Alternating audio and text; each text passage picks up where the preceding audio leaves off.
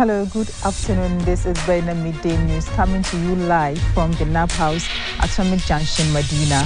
I'm Khadija Kubra Kailan. Coming up in today's headlines, Guta pleads with government to reconsider the decision on importation of tribe and other products.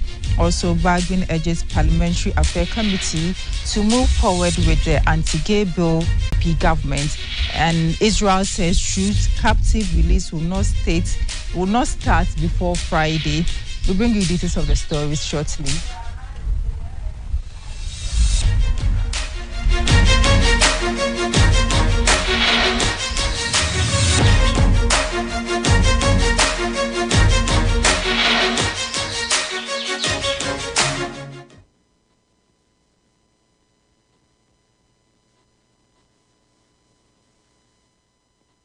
Thank you for staying with us. Now the story. The drive, the innovation, and the commitment of young people are indispensable in steering our planet towards a sustainable and resilient future.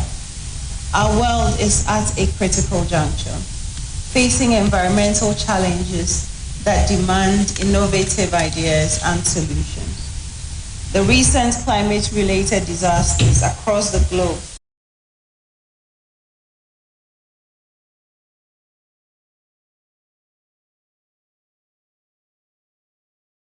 Authority, Energy Commission and Fidelity Bank Ghana, and said their commitment to empowering the youth in climate action is pivotal and will inspire meaningful change.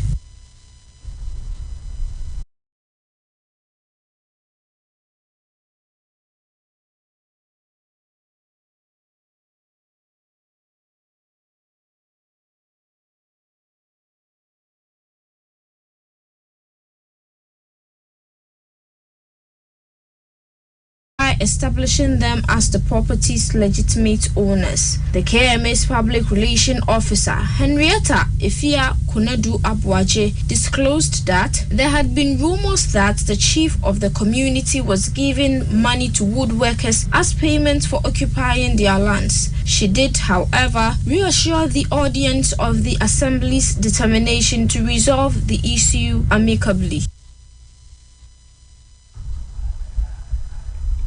Now in business, Dr. Joseph Obinsiao, president of the Ghana Union of Traders Association, has pleaded with the government to rethink the hasty decision to impose important restriction on tribe as well as other goods. Dr. Joseph Obinsiao, president of Ghana of goods that can be imported into the country.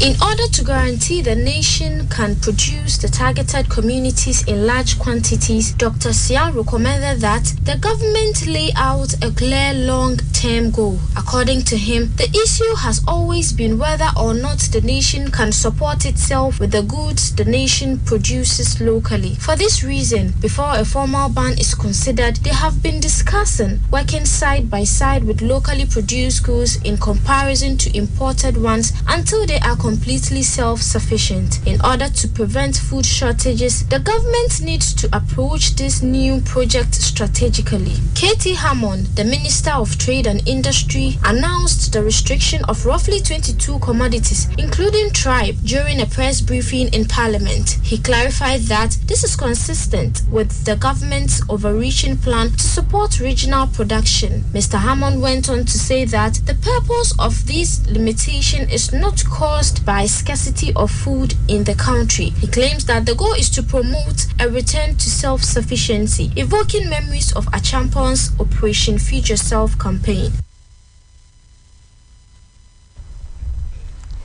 And in other stories, the Constitutional, Legal and Parliamentary Affairs Committee of the House has been instructed by Speaker of Parliament Alban Bagbin to move quickly on the anti-gay bill, which aims to promote appropriate sexual human rights and Guinean family values in order to guarantee its passage by the end of next week. The Speaker emphasized that the most important bill must be taken up and completed by next week when he gave the directive to Parliament on Wednesday, 22nd November 2023. Presently in the consideration stage, the bill seeks to ban LGBTQ+ and its associated activities, as well as prescribe propaganda, advocacy, and promotion of LGBTQ+ and related activities. It also provides protection and assistance for children and individuals who are victims to bargain. When certain things are delayed, suspicions are aroused, and they are aware of how strongly the public feels about the bill's critical nature. Therefore, if they could just move to ensure that it passes.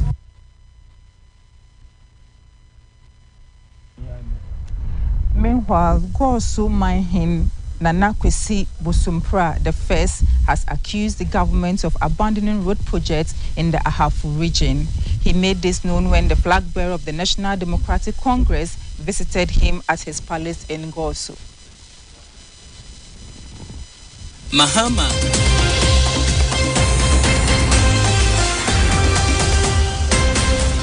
had been embarking on nationwide tour dubbed Building Ghana Tour, where in there Mahene Nana Kwesi Bosompra the first could not hold back his tears over what he described as deprivation of fair share of national cake, accusing the ruling NPP government of not doing enough even though the Ahafu region is their stronghold. According to him, the poor nature of roads have affected him with illness and the gods of the land has deserted him. Nano nanado ba mekasa nana foot 20 mabosom nyina adwane afira mfia ene moti se mekasa metirim ya ni brisem futro na mamiti me yanya yade e wotire ho adan yaye bone ban. He said some roads whose construction started under the